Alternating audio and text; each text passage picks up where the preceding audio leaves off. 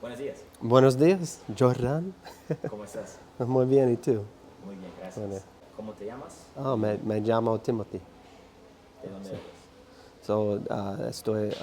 Soy de Estados Unidos, pero yo vivo en Nueva México. What do you do for work? So I work for a company that builds custom homes, and I kind of have a small side business, own a niche website in the trivia area.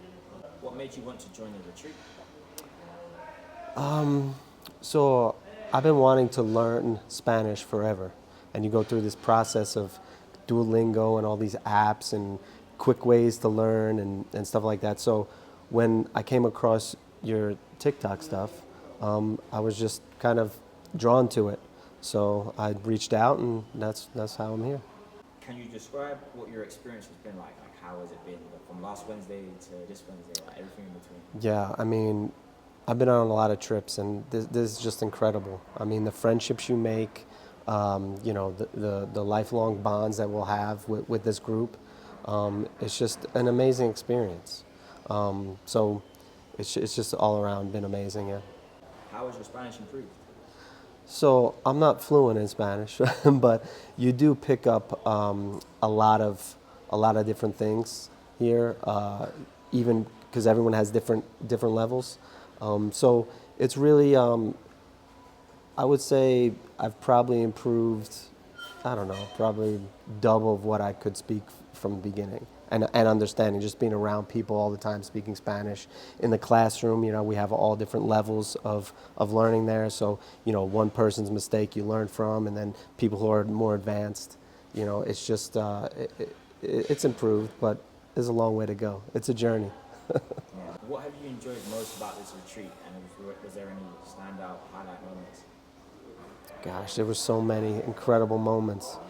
But I think the one thing that you're gonna take away from is just the people that you meet, the bonds you form, because you have that common interest, and everyone just took a leap of faith. Really, you don't know if who Jordan D is. You just have to take the jump, and it's amazing when you take risk in life. It's always it's scary at first, but it pays off. So I think the bonds are probably the most. I mean, going on the tours is great, photos and having those moments, but the long-lasting friendships you build it's irreplaceable. Was there any activities that stood out for you, or your favorite activity? For me, I really like the coffee farm. Learning the history about coffee and how the family's so integrated in it, and it's been generational. That's really speaks to Colombian culture. So that was probably my favorite. Would you recommend this trip to someone else? 100%. 100%. It's a life-changing experience. You can go all-inclusive at the Hard Rock and live it up for a week and get drunk or whatever and do stupid things. But if you really want a true experience of Colombia, enjoying the culture, enjoying the language, everything that has to do with Colombia, that is more important than partying downtown and acting like a fool. So that's for me, at least, that was the most important thing, being able to have different types of experience and bonding with people, and especially the Colombian people they're just incredible as far as hospitality, and they're kind and generous. So that's amazing. How do you feel about the integration of the educational aspect of doing the Spanish classes every single morning before we go out, and then going out and using what we've learned to speak? How does that help the trip and experience? Yeah, that's a great setup to start in the classroom. It's not a high pressure situation. Everyone's on different learning, levels of learning. So it's not like, oh, you don't know this, you don't know that, different words.